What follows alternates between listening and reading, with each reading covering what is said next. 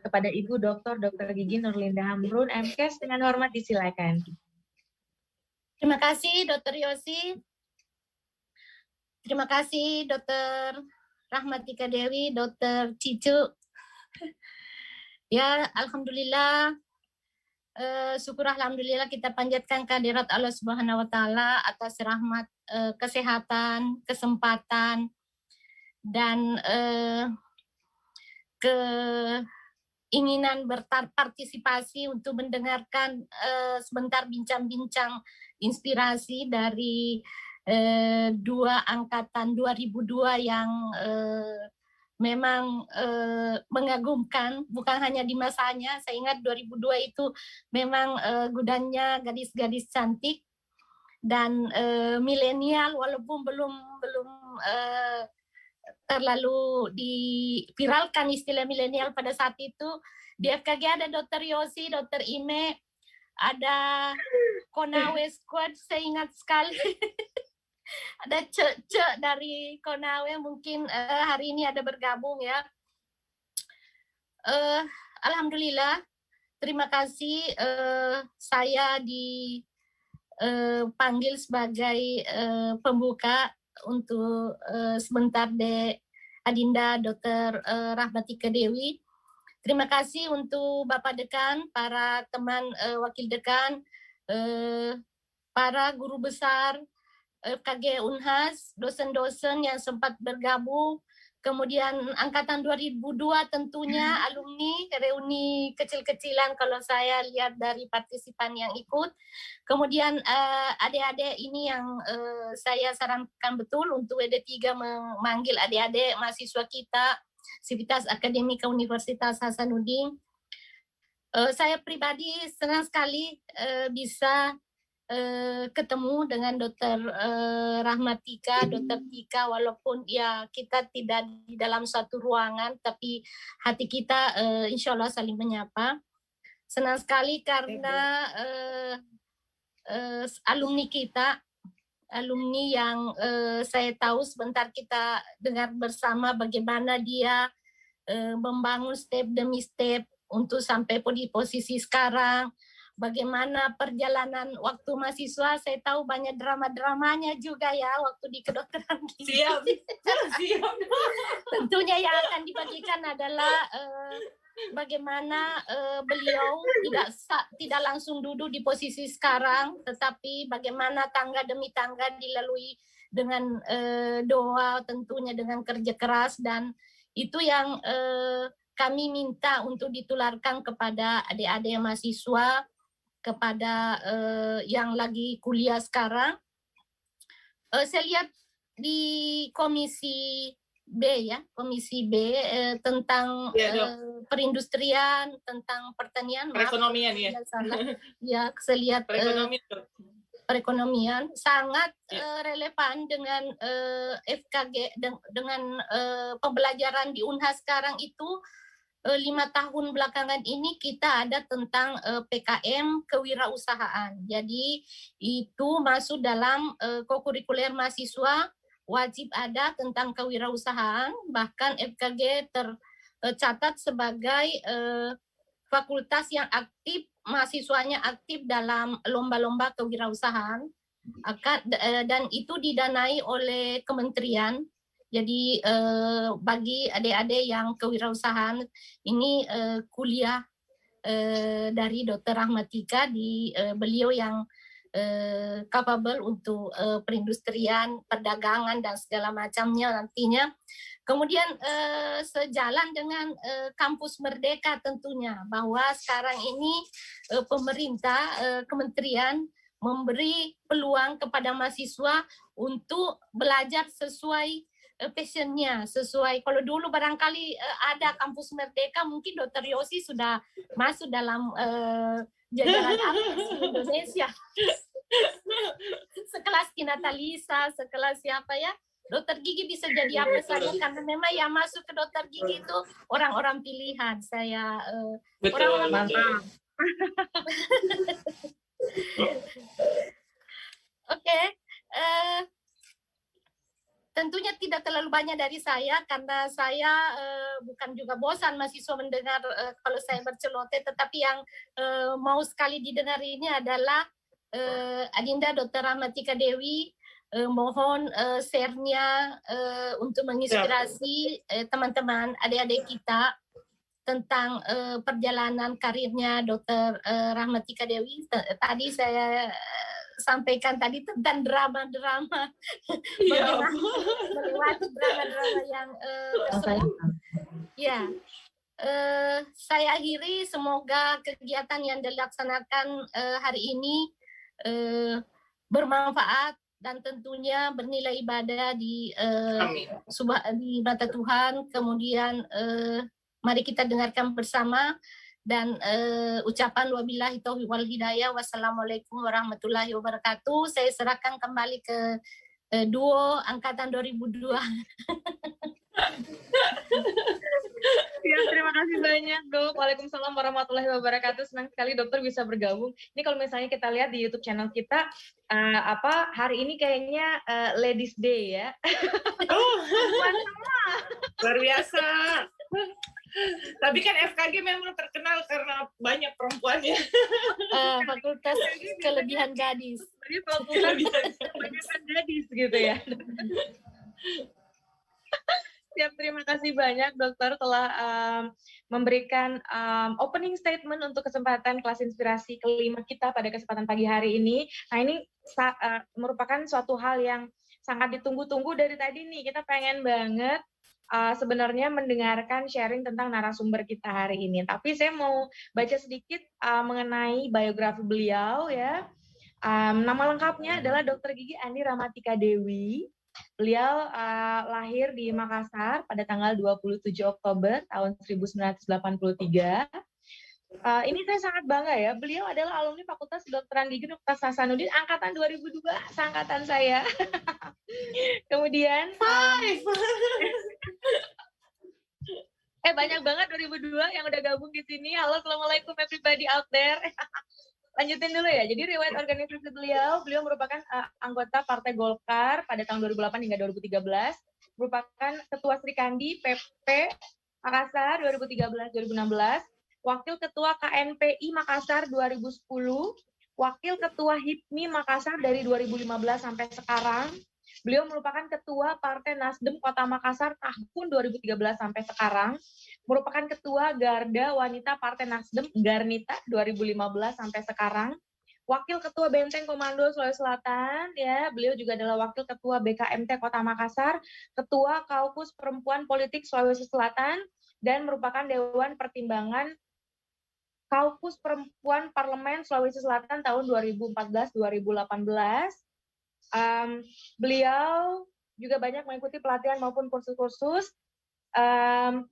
Salah satunya adalah Young Political in Asia Pacific in Manila tahun 2010, Young Political in Asia Pacific in Bali tahun 2011, Sekolah Politik Partai Nasdem 2014, dan Women Campaign School in Yale University tahun 2016. Riwayat pekerjaan, waduh. Beliau merupakan dulunya penyiar radio Prambors Makassar 2003 sampai 2009. Saya ingat banget, saya sering banget dengar siarannya beliau ini. Ya ampun. Kalau di radio enak banget dialek maupun intonasinya mantap, luar biasa. Kemudian beliau juga merupakan anggota DPRD Makassar fraksi Partai Golkar 2009-2013, Wakil Ketua DPRD Sulawesi Selatan 2014-2019 fraksi Partai Nasdem. Kemudian beliau adalah anggota DPRD Sulawesi Selatan periode 2019 hingga 2014 dan saat ini menjabat sebagai Ketua Komisi B DPRD Sulawesi Selatan. Waduh, banyak banget prestasinya dan saat ini beliau juga memegang suatu posisi yang penting ya dalam hal memajukan perekonomian ya di Sulawesi Selatan. Mantap sekali, Dokter Tika. Manggilnya apa ya anak ini ya? Saya manggil Dokter Cicu nggak apa-apa ya, soalnya forumnya agak-agak semi formal gitu ya. Mohon izin Dokter Cicu boleh di-unmute ya? Siap. Boleh kita mungkin sharing sedikit tentang perjalanan perjalanan hidup, perjalanan karir hingga kira-kira ya Dokter Cicu bisa berakhir pada posisi sekarang ini tuh gimana gitu? Terima kasih Dokter Yosi, ya ampun. Kemarin habis konsul sama Dokter Yosi, belum sempat konsul balik, Dok. Ya, tapi alhamdulillah kebaikan ya Dok kayaknya ya. Aman. Tapi perlu nanti ya, kayaknya. Iya. Terima kasih untuk Dokter Linda dan teman-teman yang lain, baik teman-teman angkatan 2002 ataupun yang lainnya. Terima kasih sudah join, dikasih kesempatan untuk berbagi. Saya sempat chatting sama Yosi, saya bilang, Yos, apa nih kita bilang ini di sini? Apa nih kita cerita? Takutnya jadi gosip ya ngobrolnya. Aduh, satu kebanggaan dan juga penghargaan untuk saya bisa bergabung di acara Disnatalis Unhas yang ke-38 untuk berbagi cerita tentunya bagaimana sebenarnya teman-teman dari profesi dokter gigi bisa mempunyai pilihan-pilihan yang lain ya, yang sebenarnya tidak juga merugikan kita sudah sekolah begitu lama gitu, karena ilmu kan nggak pernah bisa habis untuk bisa kita manfaatkan. Jadi tahun 2000, saya flashback ya, awalnya tahun 2008 itu waktu masih jadi mahasiswa apa koas, saya agak lupa ya waktu itu tepatnya. Menjelang pemilu 2009, banyak partai politik yang tidak siap untuk kuota 30% waktu itu. Waktu itu perdana dimulai di setiap pemilu, setiap daftar caleg harus ada yang memuat 30% perempuan. Nah, waktu itu alhamdulillah banyak dapat tawaran dari beberapa partai politik untuk bergabung untuk memenuhi kuota saja waktu itu. Akhirnya bergabung di salah satu partai di Kota Makassar dan ikut caleg waktu itu.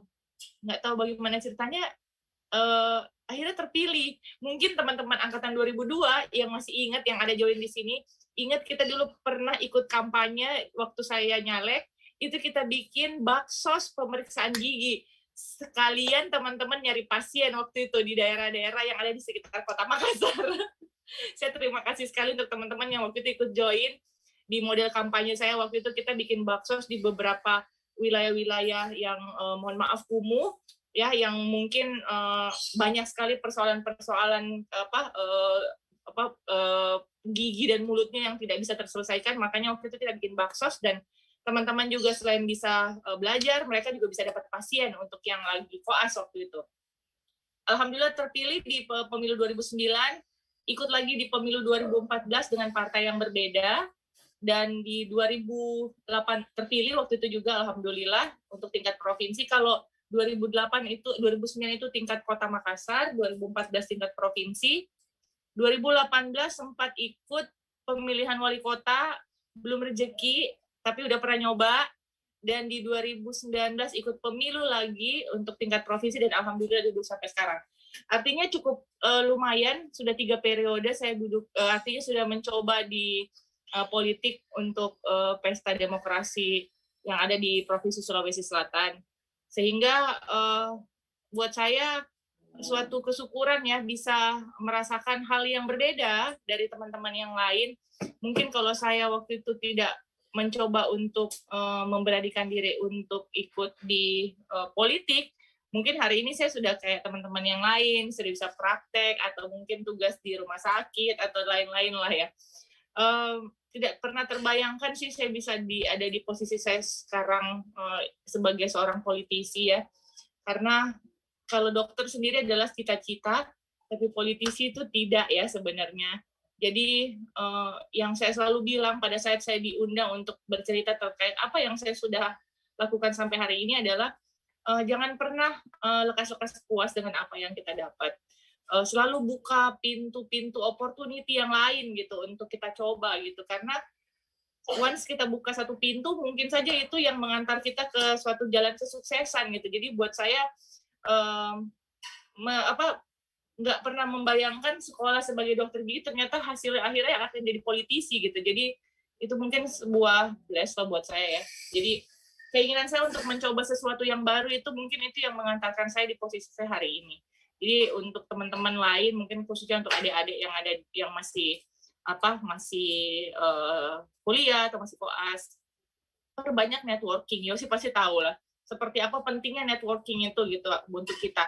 jangan lekas-lekas ada di zona nyaman ya. Kalau saya bilang harus kita buka pintu-pintu opportunity, harus memperluas networking sehingga memudahkan kita gitu untuk masuk di dunia kerja, baik itu nanti profesi kita sebagai dokter gigi ataupun mungkin profesi kita yang akan kita coba yang lain.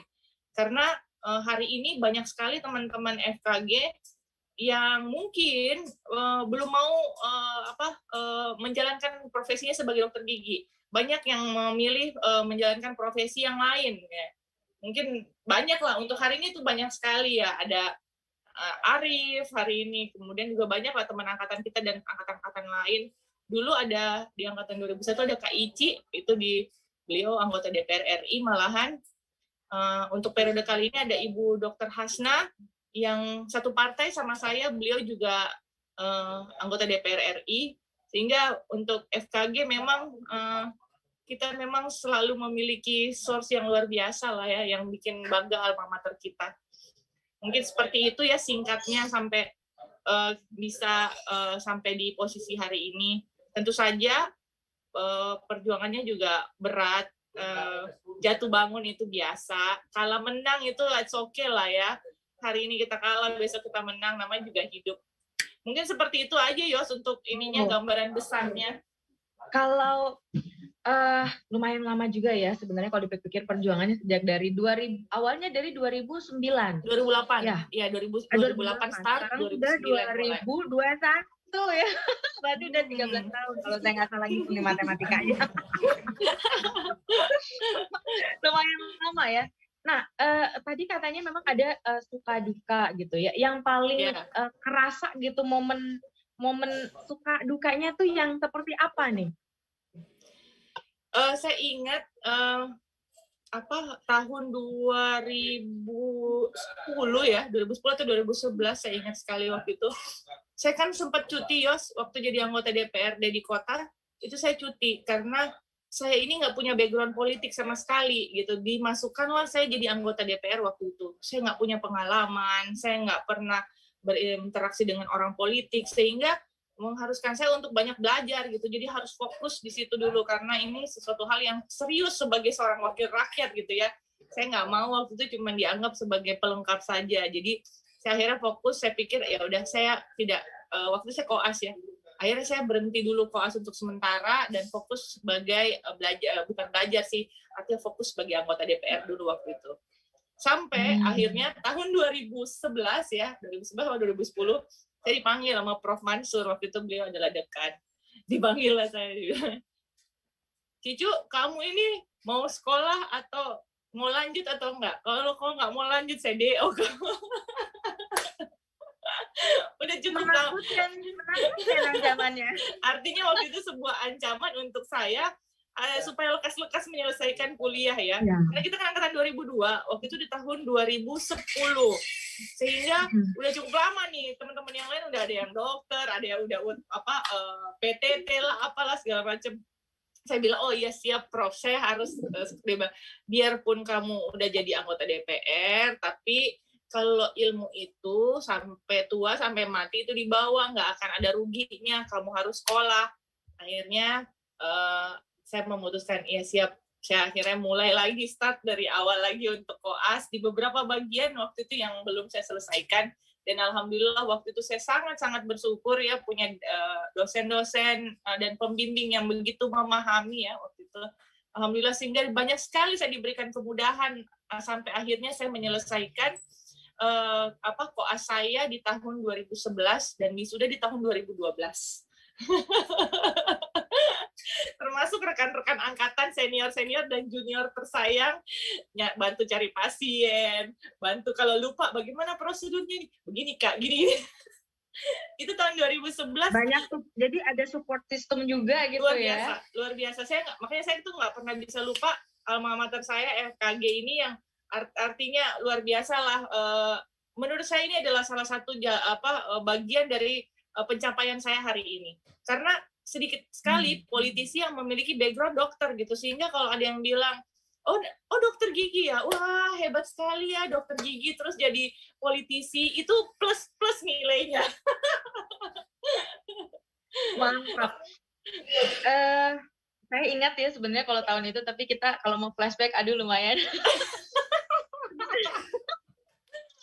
Sebenarnya makanya Dokter Linda bilang tadi kan banyak drama. Oh iya, drama sekali. momen-momen tahun 2010, 2009, 2010 kalau nggak salah pada waktu itu ya. Jadi merupakan suatu momen penentuan mungkin kita mau lanjut atau belok dikit gitu ya. Betul.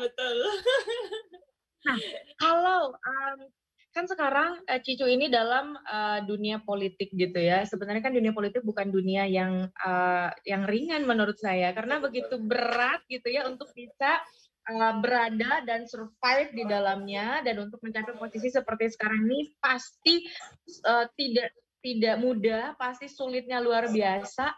Nah, kiat-kiatnya nih misalnya ya kan, kalau misalnya tadi saya lihat Dokter Cicu banyak kursus-kursus mungkin mengenai politik, mempersiapkan diri gitu ya. Boleh mungkin diceritakan sedikit kembali mengenai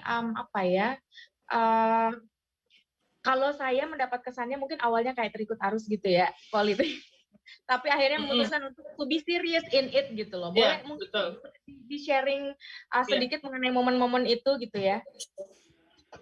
Iya, jadi pada dasarnya sebenarnya ya Dokter Yosi ya.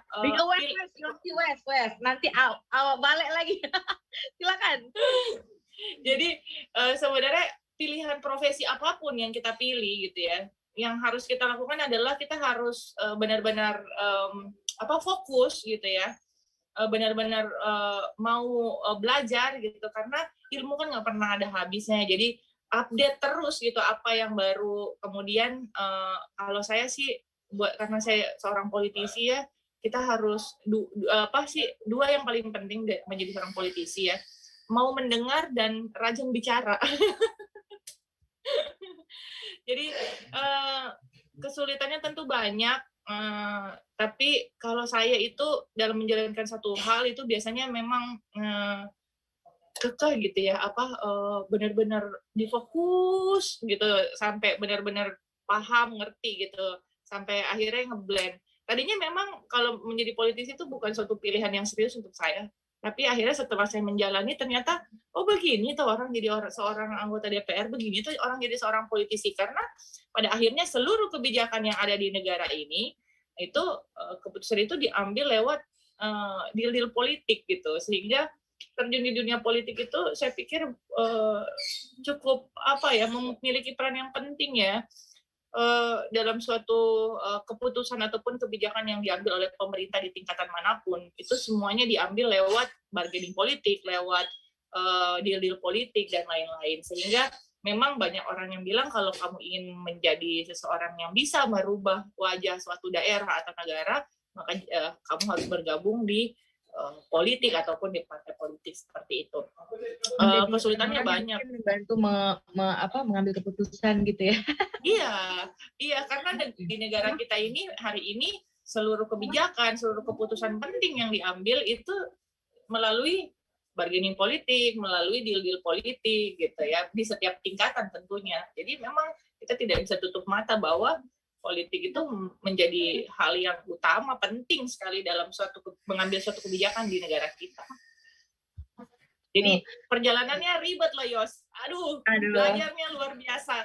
Naik jatuh bangun ya kalau orang bilang. Tapi apalagi saya waktu itu pertama kali mulai politik usia saya 24 tahun dan saya perempuan. Jadi saya punya dua kekurangan ya yang benar-benar bisa menjadi sasaran tembak untuk seluruh politisi yang lain. Jadi saya harus belajar waktu itu. Jadi saya benar-benar belajar, kemudian saya benar-benar fokus. Saya nggak senang dilihat sama orang itu cuman karena kayak saya duduk di parlemen itu hanya karena kebetulan gitu, aji mumpung, kebetulan, keberuntungan. Oh tidak, saya nggak mau. Makanya saya belajar supaya orang bisa lihat saya bahwa saya ada di posisi ini karena memang saya mampu, saya memiliki kemampuan, bukan hanya karena kebetulan saja gitu. Jadi akhirnya dari situ bukan yang menjadi motivasi. Gitu ya, tapi karena memang benar, berkualitas, memang bukan aji mumpung, bukan keberuntungan gitu ya. Kan orang bilang, tahu beruntungnya bisa duduk, gitu kan. Bukan nasib ya, itu tapi takdir.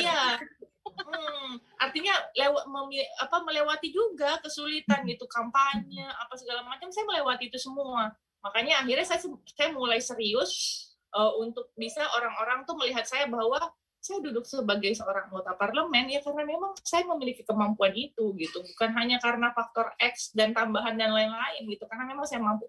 Akhirnya saya mulai belajar di situ, kemudian mulai ikut berbagai macam seminar dan lain-lain. Sama satu lagi ya, saya tidak menyelesaikan masa jabatan saya di tahun 2008 sampai 2014 karena saya akhirnya pindah partai waktu itu. Pindah ke Partai Nasdem di tahun 2013. Karena waktu itu untuk saya gitu ya, agak sulit seorang politisi perempuan itu berkembang di partai yang lama gitu karena proses pengkaderan dan lain-lain gitu. Sedangkan saya waktu itu ditawari di partai yang baru itu sebagai seorang ketua, memiliki kejabatan yang jauh lebih penting lah. Jadi akhirnya saya pindah dan alhamdulillah keputusan saya itu benar gitu, karena akhirnya partai yang saya hari ini gitu, ya kami adalah partai pemenang di Makassar dan saya masih jadi ketuanya gitu.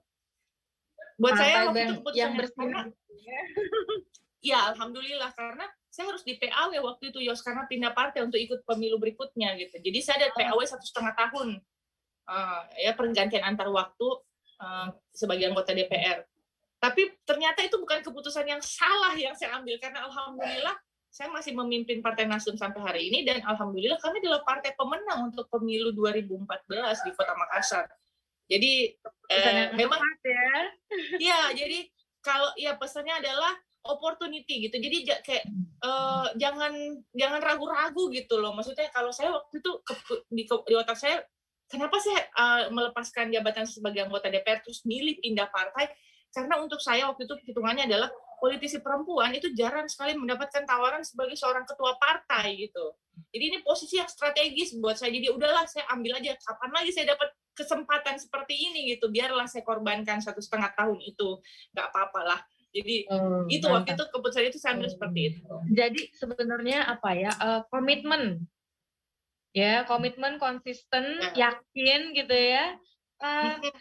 Sebenarnya saya mendengar luar biasa. Ini membuat saya menjadi lebih berdebar-debar gitu ya. Saya merasakan, saya mencoba untuk merasakan dan membayangkan bagaimana situasi pada saat itu. Karena mungkin pada waktu itu agak panas gitu ya. Ada perpindahan dari satu partai ke partai lainnya. Benar nggak ya?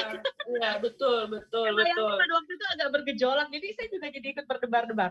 Nah, tadi Cici sempat menyebutkan, Cici merasa pada waktu awal-awal itu mempunyai kekurangan 2. Karena masih muda, jadi lack of experience. Jadi orang-orang suka meng-underestimate kalau mereka melihat kita masih muda. Mereka berpikir kalau kamu masih muda kurang pengalaman, nggak cocok lah gitu ya. Dan the second adalah karena perempuan. Nah ini adalah salah satu hal yang memang banyak terjadi. Saya rasa di dunia pekerjaan manapun. Ya, dimana kalau perempuan kadang-kadang sejak awal mereka di underestimate duluan. Jadi sometimes they just judge by the cover gitu ya. Nah, gimana pengalaman Cico sendiri selama maksudnya bergelut di dunia politik gitu ya, dengan maksudnya as a woman gitu, sebagai perempuan gitu. Gimana? Tentu saja sulit ya. Sampai hari ini pun kita perempuan masih struggle ya kalau saya bilangnya di dunia politik. Karena kita ini masuk di lingkungan yang sangat maskulin, Yos. Jadi waktu itu kita, maksudnya sejak peraturan kuota 30% perempuan untuk setiap partai politik dan di calon legislatif, tidak pernah kita mencapai 30%, baik di tingkat pusat, provinsi, ataupun kabupaten kota. Belum pernah gitu. Jadi memang kesulitan seorang perempuan itu belum bisa, artinya memang belum bisa mencapai lah. Jadi jumlah kami sedikit sekali gitu. Sehingga memang dengan jumlah sedikit perempuan ini, yang pertama memang politik itu memang nuansanya sangat maskulin karena memang rata-rata pria. Kemudian yang kedua, posisi perempuan dalam partai dan juga di lembaga DPR sendiri itu sangat lemah gitu. Jarang sekali politisi perempuan yang dapat posisi-posisi strategis. Sampai hari ini ada Ibu Andi Ina Kartikasari yang akhirnya mengantarkan kita punya kebanggaan bahwa ada perempuan yang jadi ketua DPR. hari ini saya dikasih kepercayaan sebagai ketua komisi. Tapi sebelumnya itu sangat sulit sekali kita perempuan untuk bisa dapat posisi-posisi yang strategis ya, baik di lembaga DPR sendiri ataupun di partai. Sehingga memang sampai hari ini pun para politisi perempuan masih mengalami kesulitan lah, saya pikir. Kita masih harus terus beradaptasi, walaupun tensinya sudah jauh lebih berkurang dibandingkan tahun-tahun sebelumnya ya, tahun-tahun sebelumnya karena jumlahnya sedikit. Jadi memang kuantitas itu memang menentukan juga. Jadi semakin banyak kita, itu semakin enak kita bekerja, semakin berani kita mengungkapkan pendapat kita gitu. Semakin kita sedikit, semakin kita agak merasa kelemahan itu. Jadi gitu. agak Hari minor ini, gitu ya. Iya, kalau kita sedikit betul. ala-ala Jadi itu minoritas gitu ya. Iya, kita minoritas gitu ya. Hari ini kita lumayan mencapai presentasi sekitar 28-29% ya untuk Provinsi Sulawesi Selatan. Walaupun belum capai 30 ya. Artinya lumayan. Kali aja nanti di masa depan bisa jadi 50% ya. Bisa jadi. Tapi 30 aja lah, lengkapi dulu lah. Itu luar biasa ya. Maksudnya gini, sebagai perempuan kadang-kadang mungkin masih banyak gitu perempuan di luar sana yang berpikir bahwa kodrat perempuan adalah tinggal di rumah, mungkin ya. Iya, betul. Menjaga keluarga tapi di rumah gitu. Padahal mungkin sekarang udah banyak juga yang mungkin seperti Cicu saat ini ya, jadi duduk sebagai salah seorang yang memegang posisi bisa menentukan keputusan untuk orang banyak, which is it's very important gitu ya, untuk mengubah kehidupan memperjuangkan hak-hak perempuan gitu ya. Masih. Nah, sebenarnya kalau misalnya Cicu sebagai seorang sekarang ini politisi gitu, lebih aktifnya di politisi. Tapi apakah pernah ada ini nggak sih, ada perasaan kecewa mungkin tidak bisa berpraktek walaupun sudah dokter gigi gitu, ada nggak? Ada, sering. Enggak sama sekali. sering ya. Terus terang kadang-kadang kalau kita lagi kumpul-kumpul ya, terus terang ya sama teman-teman lagi reuni atau lagi ada pertemuan dengan teman-teman angkatan ataupun di luar angkatan, saya tuh ngiri ngelihat teman-teman gitu yang benar-benar bisa menjalankan profesinya seperti yang apa yang kita pelajari selama ini gitu. Karena kan memang cita-cita awalnya kan memang ingin jadi dokter gitu. Jadi pada saat makanya sekolahnya di kedokteran gigi. Iya. Maksudnya saya tuh kadang-kadang suka ngiri ngelihat teman-teman yang bisa menjalankan profesinya sebagai seorang dokter gigi atau dokter umum ya. Itu kan panggilan jiwa ya. Karena memang maunya kan jadi awalnya memang mau jadi dokter gitu. Jadi artinya adalah gitu, karena kan kita sekolah cukup lama gitu, jadi dan lama saya kan nggak banget praktek ya, jadi iya lama banget. Buset ya, perjuangan dulu gitu. Hebat loh, saya tuh sampai kalau ngobrol sama anak yang angkatan sekarang ini yang bilang mereka tuh cuman kuliah 4 tahun ya. 4 atau 5 tahun. Sekarang tuh sarjananya 3 tahun, koasnya tuh bisa diselesaikan kurang dari 2 tahun. Kalau memang benar-benar serius dan one visit gitu ya. Iya, betul. Jadi 5 tahun udah beres. Bersyukur sekali ya kalian ya bisa cepat selesai jadi dokter. Nggak kayak kita dulu, astagfirullah. Tapi mungkin dalam hal ini kan sebenarnya ya mungkin walaupun Cicu nggak berkesempatan untuk berpraktek, tapi sebenarnya kan Cicu juga membawa manfaat ya buat masyarakat. Malah mungkin skopnya lebih luas gitu ya, memberikan manfaatnya gitu ya. Tapi kesyukuran saya karena yang saya bilang tadi Yos ya, kesyukuran saya karena saya dokter gigi gitu. Yang satu saya punya nilai yang lebih dibandingkan teman-teman yang lain gitu. Jadi pada saat diperkenalkan gitu ya, dokter gigi Andi Rahmatika Dewi. Wah, dokter gigi ya ternyata Bu Dewan ya. Iya. Artinya nilai itu tadi itu +1, jadi plus gitu gara-gara dokter gigi. Karena ada DRD-nya. Ada nggak sih pengalaman kalau misalnya Cici tuh datang untuk suatu acara partai atau gimana, tiba-tiba ada yang bilang, "Dok, periksa gigi saya dong," gitu. Sering. Sering, Yos. Sering banget. Kalau lagi sosialisasi ya, maksudnya kalau lagi temu konstituen atau ada teman-teman yang bertanya soal masalah gigi dan mulut gitu kan ya. Lu banyak. Tiba-tiba berubah jadi konsultasi kesehatan ya. Sering banget saya temuin hal-hal yang paling kecil aja deh gitu, yang kayak memangnya nggak usah orang lain ya, maksudnya kayak teman kantor atau teman-teman politisi gitu suka WA ataupun suka telepon, dia bilang sakit gigiku ini, terus gini, apa obat saya minum di, nah itu tantangan juga Yos. Atau enggak kalau kita lagi ketemu konstituen Yos, lagi reses nih, ada bertanya, dok bagaimana, Bu bagaimana ini Bu, anakku ini sakit giginya apa segala macam, banyak Yos. Banyak, aku tuh sering terima konsultasi. Bahkan berarti itu kadang-kadang emang benar-benar plus tugasnya ya. Bahkan kadang-kadang kalau aku tak tahu jawabannya, ku WA lah teman angkatan kita atau siapa gitu, tanya dulu gini apa ya apa ya obatnya. Tapi itu salah satu bentuk dedikasi. Tapi bersyukur ya? loh. Bentuk dedikasi kepada dua pekerjaan itu ya. Iya betul sering banget itu. Kemudian kelebihan yang lainnya kenapa dari title dokter yang saya punya, pada saat beberapa pembahasan terkait dengan kesehatan itu kita jauh lebih paham tentunya dibanding teman-teman yang tidak memiliki background kesehatan. Karena kan anggaran kesehatan untuk APBD itu dan APBN itu persentasenya cukup besar gitu. Jadi diwajibkan dalam undang-undang itu kan 10% dari total APBD ataupun APBN dalam suatu daerah itu harus memasukkan kesehatan. Untuk kesehatan itu 10% besar. Saya mau nanya berapa jumlahnya, tapi nanti menakutkan jadi dosa deh. Iya. Yang pasti kalau provinsi Sulsel itu nggak pernah di bawah 10%. Mereka selalu 10 ke atas. Artinya kita tertib untuk Sulsel. Iya. Ini aman lah. Untunglah kita mempunyai dirimu memperjuangkan. Nggak juga lah, Bu. Yang bikin penasaran nih, gimana membagi waktunya? Gimana bagi waktunya gitu ya? Kan sekarang pasti sibuk ya, sibuk banget gitu ya. Dengan begitu banyak tanggung jawab, pekerjaan gitu ya, memegang posisi penting juga. Membagi waktu dengan keluarga gimana?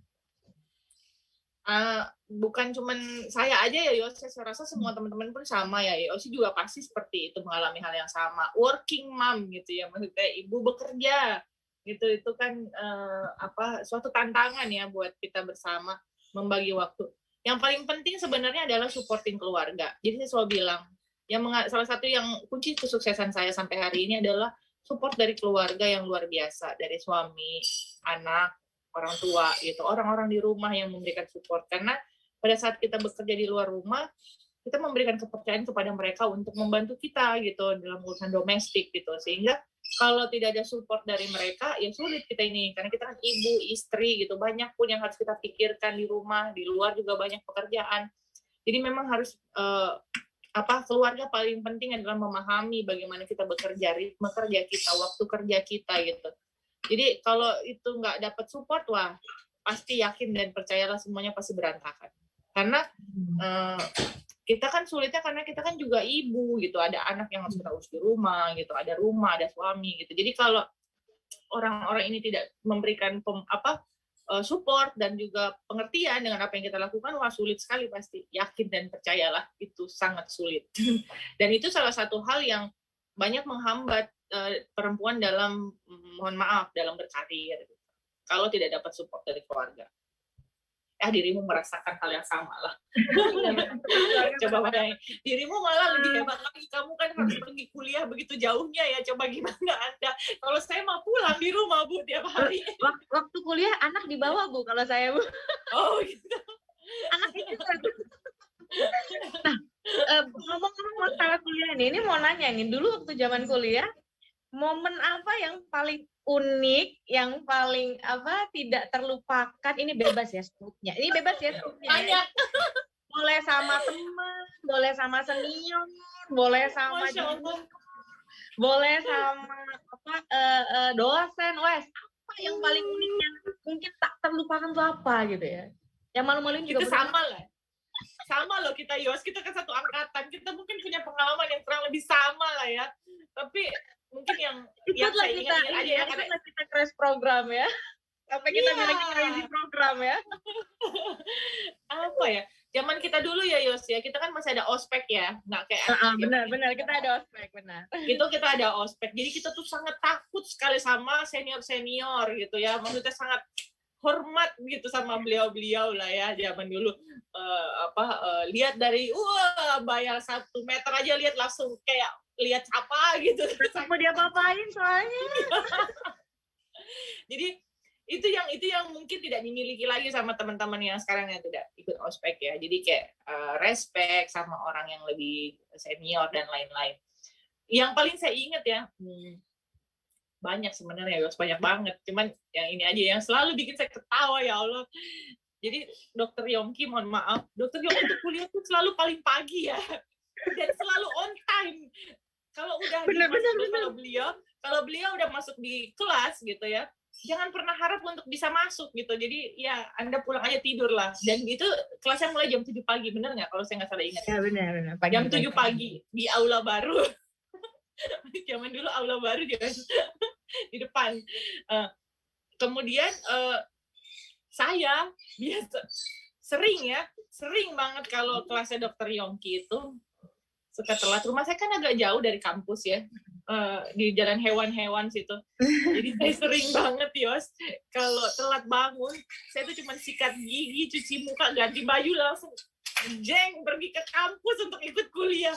Dan itu sering, nggak 1-2 kali saya lakuin. Dan beberapa teman-teman tuh tahu yang kayak, tapi itu salah satu wujud komitmen untuk mengikuti kuliah. Betul. Tujuan menghalalkan cara ya. Betul. Gitu. Jadi kayak kalau udah jam 6:30 kan rumah saya agak jauh, jadi kayak butuh waktu setengah jam untuk sampai di kampus ya. Waduh, udah telat lagi bangunin kita nih. Udah langsung cuci muka, cuma sikat gigi, ganti baju, langsung ciao ke kampus. Ikut udah gitu pas sampai papasan Dokter Yongki dari arah sana udah mau masuk, kita kejar. Itu yang paling gak enak Yos, kalau udah kayak gitu terus udah gitu masih telat. Aduh. Ntar dia bilang tutup pintu dari luar. Oh. Tapi beliau juga merupakan salah satu sosok inspirasi buat saya sih sebenarnya ya. Karena kan beliau membawakan kelasnya dengan santai gitu ya, sharing ilmunya juga dengan santai. Jadi kita juga mantap, masuk banget. Kalau jadi mau pasti lebih banyak daripada aku. Itu yang preklinik ya, belum yang klinik loh kita. Klinik lebih gila lagi. Gimana? Yang klinik gimana? Aduh, apa ya? Bagian apa yang paling susah menurut Cicu? Bedah mulut. Bagian dirimu. Aduh, susah sekali itu bagian, ya Allah. Ampun. Tapi untungnya waktu itu Yos banyak sekali junior dan senior yang banyak bantuin. Karena waktu itu saya lagi hamil besar waktu itu, di bagian bedah mulut saya lagi hamil besar. Jadi waktu itu hamil 6 bulan apa nggak salah ya. Jadi sulitnya, double sulitnya. Pernah mau kerja pasien ya. Saya ingat banget waktu itu mau kerja pasien. Kan ada kaca-kaca tuh di bagian bedah mulut. Benar. Saya agak belakang-belakang kan. Wah susah nih Yos. Akhirnya yang lain tuh, bantuin ini, susah ini. Oh ya dibantuin lah. Wah ternyata Dokter Suryana lihat dari jauh langsung ditunjuk. Itu stop. Astagfirullah. Aduh. Ketahuan dibantuin ya Bu. Ketahuan dibantuin. Akhirnya memang nggak usah dikerja kalau nggak tahu caranya. Kalau kan saya lagi hamil ya, jadi kayak nggak punya kekuatan yang ekstra gitu untuk ekstraksi gitu. Tapi aja ya kita saling bantu kita, nggak ketahuan. Iya, tapi ketahuan. Itu yang salah.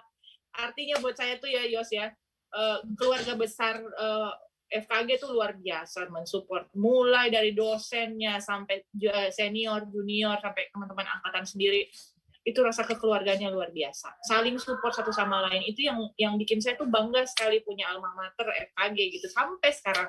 Karena buat saya nggak mungkin saya selesaikan kuliah saya sebagai dokter gigi tanpa support dari dosen, senior, junior, dan teman angkatan kita. Jadi kayak support mereka tuh luar biasa gitu. Sampai akhirnya tuh saya tuh yang nggak sangka saya bisa selesai dokter gigi gitu, yang kayak yang sulit-sulit dibantuin, dipermudah dan lain-lain, itu luar biasa. Makanya saya tuh sampai sekarang tuh bangga sekali dan senang sekali setiap ada kegiatan FKG dan kita bisa ikut serta. Karena buat saya FKG itu kayak sebuah keluarga ya, keluarga besar lah buat saya. Jadi sulit lah pokoknya dapat fakultas yang senyaman inilah ya.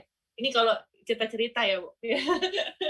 Tapi ya memang kalau saya ingat ya, Cucu kayaknya hampir selalu menyempatkan diri menghadiri kalau memang FKG itu mempunyai kegiatan atau punya acara gitu ya. Luar biasa kesetiaannya, asik. Apalagi ya Mas, Dr. Rusmin itu dulu saya saya dibimbing sama beliau sebelum pindah ke Dr. Edi, sebelum beliau sekolah kan waktu itu, sama angkatan kita kan seperti itu dulu. Jadi bangga sekali lah pokoknya saya dengan semua teman-teman, apalagi banyak sekali angkatan-angkatan kita juga, mohon maaf, yang hari ini tuh yang begitu luar biasa, jadi dosen lah, dokter spesialis lah, apa segala macam. Wah, bangga lah. Kami pun bangga loh kepada bangga loh. Dulu kita support banget kalau nggak salah waktu ya semua sih support, tapi yang paling mengesankan yang waktu sebenarnya mencalonkan untuk Pilwalpak waktu itu ya. Betul. Ya, jadi to be honest kan endingnya nggak begitu oke. Agak berdojolak juga di Kota Makassar. Saya saya tidak di Makassar pada waktu itu, tapi saya sampai jadi mau di Bandung ya. Iya. Masih belum selesai sekolah, saya masih jadi waduh, saya sampai Makassar kan sempat panas-panasnya waktu itu ya, gara-gara kejadian pada waktu itu.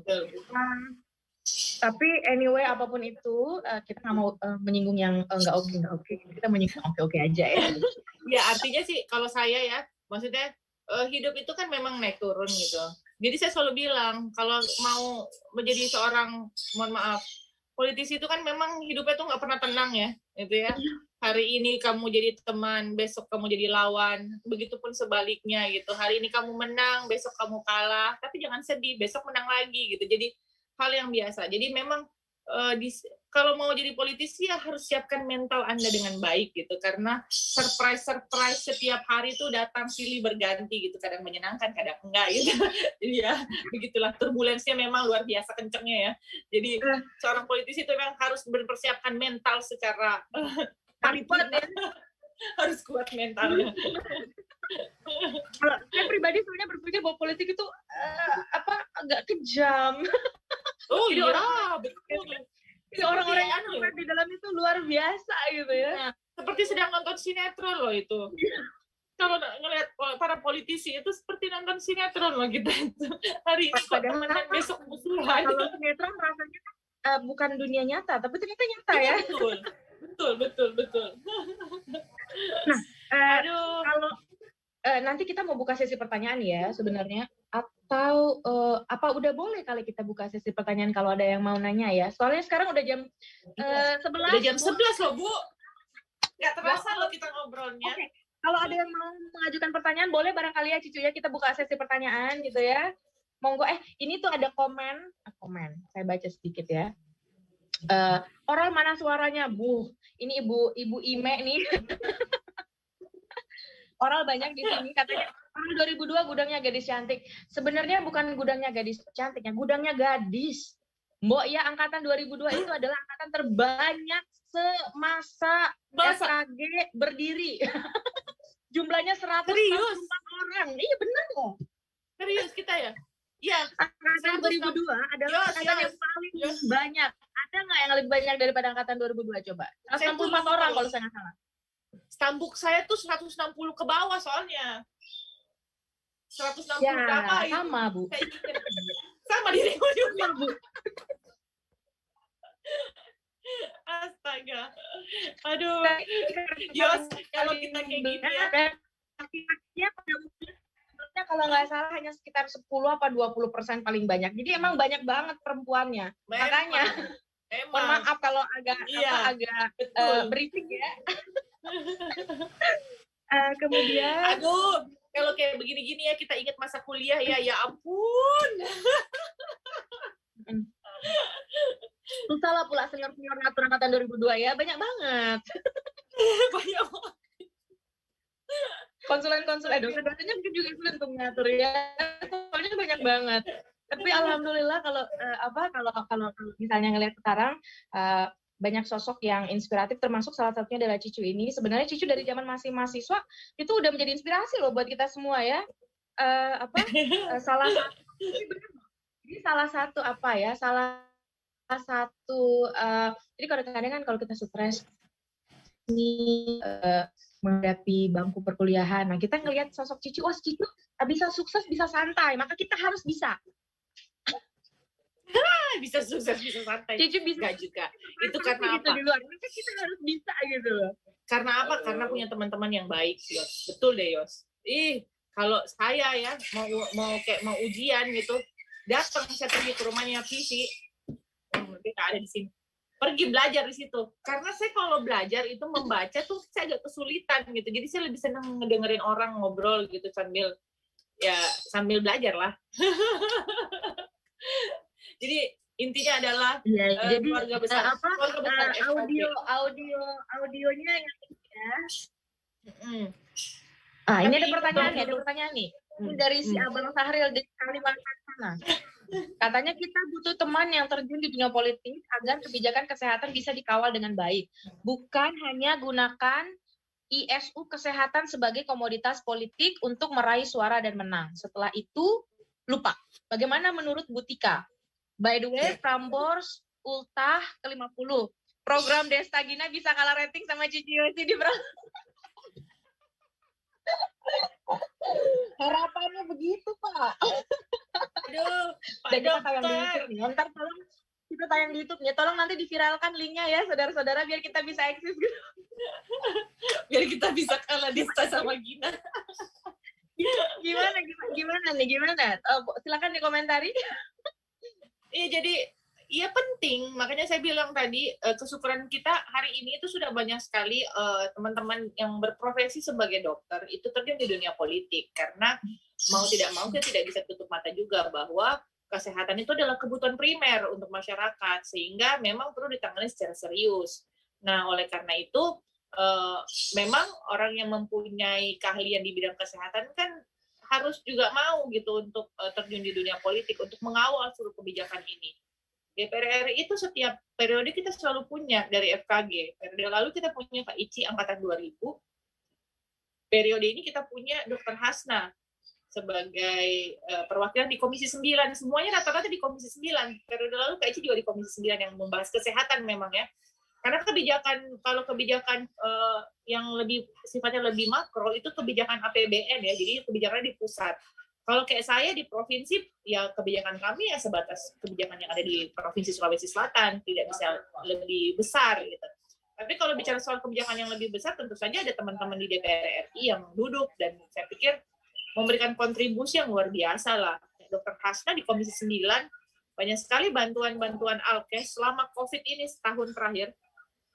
Bantuan Alkes, kemudian bantuan pembangunan, renovasi rumah sakit yang ada di Sulawesi Selatan itu dibawa oleh teman-teman di Komisi 9, salah satunya Dr. Hasna. Karena di Sulsel itu di Komisi 9 sangat banyak ya, terus terang ada Ibu Alia, Ibu Dr. Hasna, kemudian ada Mbak Sabul Kafi, ada Devi Syukur Bijak. Jadi banyak orang Sulsel yang duduk di Komisi 9 yang paling tidak bisa memberikan warna yang baru lah untuk kesehatan di Sulsel ya, kalau kita bicara skup di Sulsel. Itu ya. Ibu Hasna itu adalah ketua Ikatan Alumni FKG Unhas ya? Oh iya, kalau tidak salah ya. Beliau memang betul-betul juga berperan besar. Terima kasih Bu, nanti Ibu nonton. Nah, ini ada yang sebenarnya pengen gabung bersama kita. Ini salah satu senior yang ospek kita loh, Cicu. Siapa? Ada Dr. Mustafa asik. Mau bergabung? Mau? Ada kisah-kisah nggak nih sama beliau? Ada banget. Coba. Ada Yos. Ini beliau merupakan udah di-unmute loh, Dok. Silakan. Iya, terima kasih. Assalamualaikum, Dinda Cicu. Dok. Terima kasih, Dok. Ini Dokter Mustok bantu saya bikin skripsi, Yos. Saya nggak bisa lupa. Kak Mustok. Iya. Oke, Dinda. Ya, terima kasih Dr. Yosi sudah kasih kesempatan. Sebelumnya salam hormat buat guru-guru yang sempat bergabung di kelas inspirasi. Dinda Cicu ini memang juga salah satu inspirasi memang ya. Ini ada andalan ini dari mahasiswa ini ya. Iya. Apa namanya? Betul tadi yang disampaikan Adinda Sahril di kolom chat itu bahwa memang kita harus mendorong lebih banyak dari kalangan medis untuk bergabung masuk di dunia politisi. Karena saya pernah membaca begini, Dinda Cicu, bahwa politisi terbaik itu ternyata dari kalangan dokter gitu.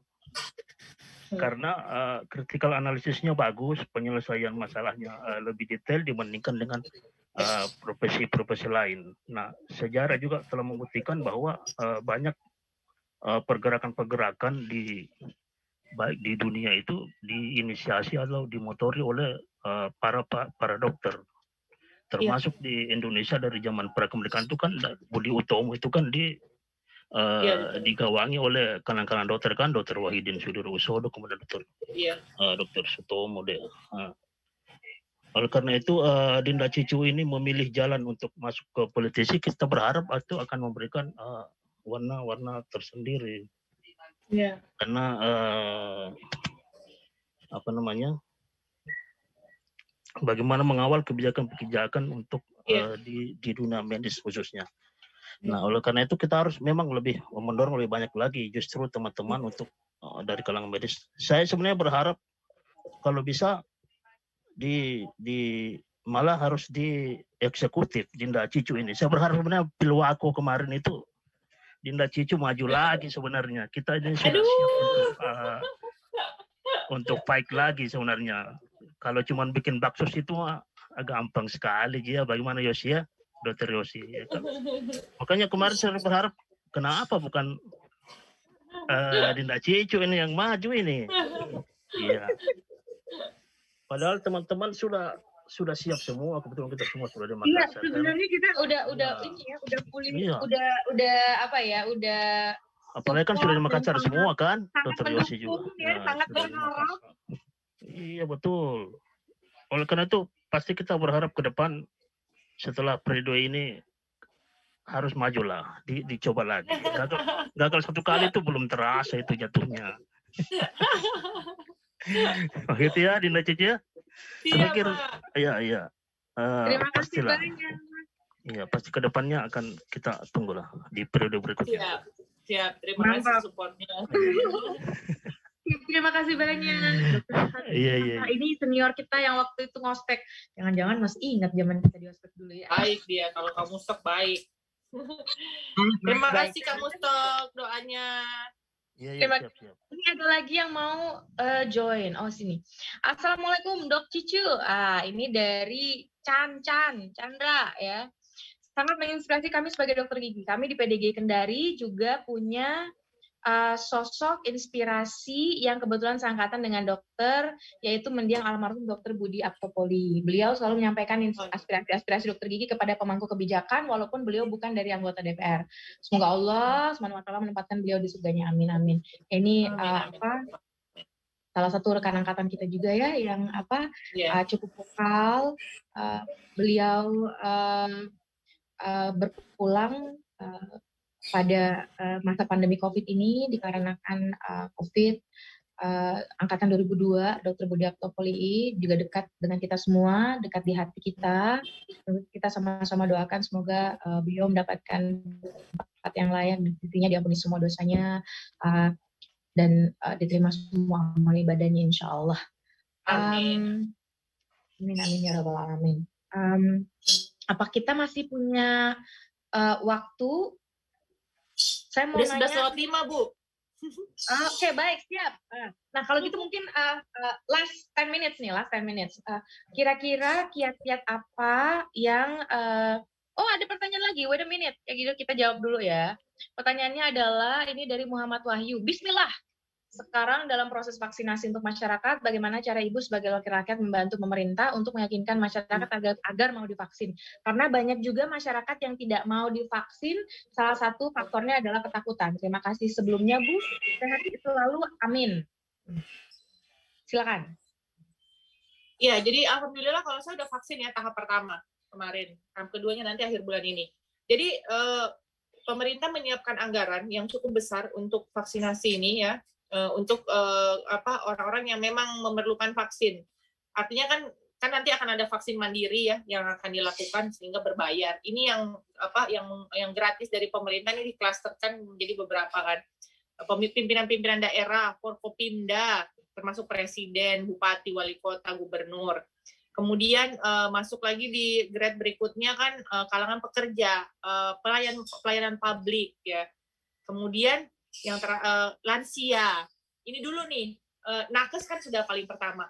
Jadi ini dulu nih yang paling penting yang harus mendapatkan vaksinasi. Kenapa para kepala daerah, para tokoh-tokoh itu diberikan kesempatan pertama untuk vaksin? Itu untuk memberikan kepercayaan kepada masyarakat bahwa mereka-mereka ini sudah divaksin, jadi vaksin ini aman dan halal gitu. Termasuk saya juga sudah, dan dalam setiap kegiatan sosialisasi yang saya lakukan di tengah-tengah masyarakat, selain sosialisasi terkait dengan peraturan daerah, saya selalu menyempatkan untuk sosialisasi terkait dengan vaksinasi yang terbaru ini vaksinasi, karena banyak sekali masyarakat yang tidak paham gitu. Kenapa harus divaksin? Terus kemudian apakah vaksin ini aman? Ketakutan-ketakutan itu banyak Yos di tengah-tengah masyarakat.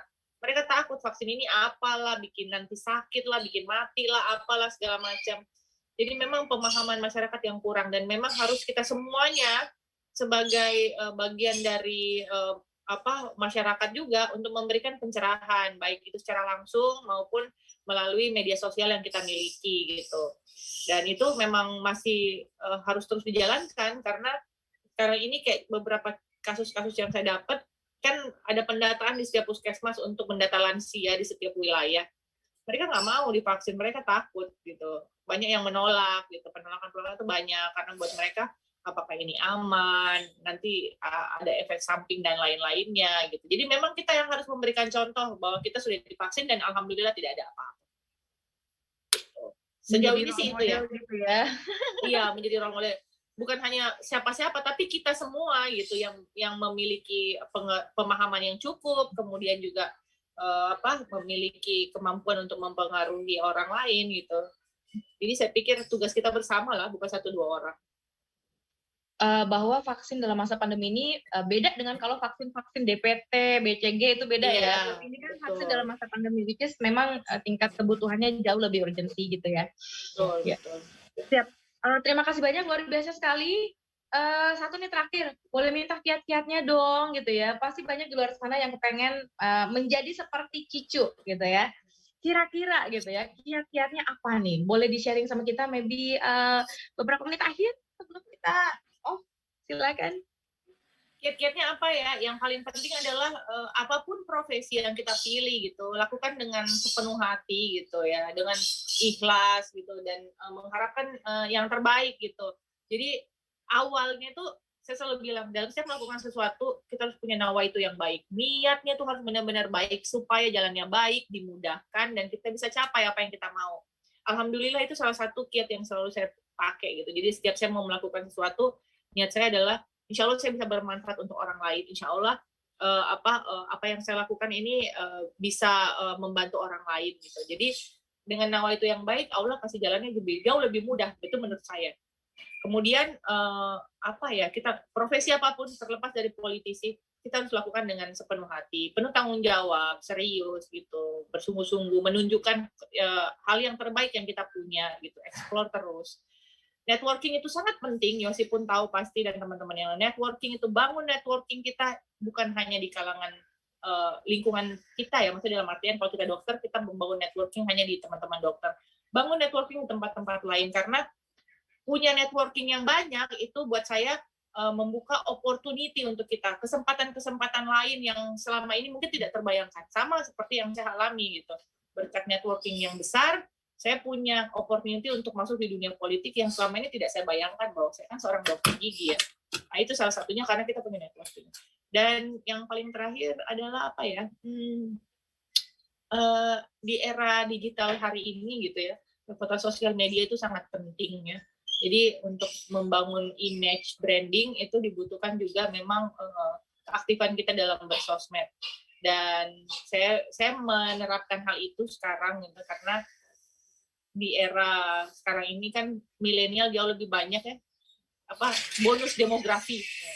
Jadi memang perlulah kita untuk update selalu ya Yos ya, update selalu mengikuti perkembangan zaman gitu. Jangan cepat puas lah gitu.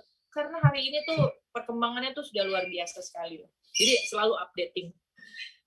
Betul. Mungkin itu aja sih. Untuk Kak Mustok, terima kasih untuk doanya. Kalau saya kemarin disuruh maju lagi, artinya setiap tahun itu saya ikut pesta demokrasi. Jadi 2009 pemilu, 2018 Pilwali, 2019 pemilu, 2020 pilkada lagi. Masa saya harus ikut? Kapan waktu saya istirahat? Masih muda kan? Terima kasih doanya. Wah, luar biasa. Terima kasih banyak atas partisipasinya, atas waktunya, telah berkenan untuk berbagi bersama kami semua di sini. Senang sekali. Siap. Rasanya hari ini menjadi lebih dekat dengan sosok Cicu ya. Iya. Insya Allah. Aduh, thank you ya, Dr. Yosi. Iya, siap. Jadi pada intinya adalah komitmen sungguh-sungguh niat untuk membantu orang banyak, memberikan manfaat untuk orang banyak, lurus insya Allah ya. Tapi tentu kami semua mendoakan agar untuk kedepannya mungkin saya sejalanlah dengan kamu Stoknya. Semoga nanti Cicu kedepannya bisa lebih sukses, bisa lebih berprestasi, bisa lebih besar lagi insya Allah, selalu dijaga kesehatannya, tentu saja selalu berbahagia ya. Dan sekali lagi terima kasih banyak. Yos. Ya, siap. Satu lagi Yos, kalau umpamanya ada teman-teman dari FKG yang ingin bergabung di partai politik, karena kebetulan saya ketua partai di Makassar, silahkan datang ke saya siap menerima.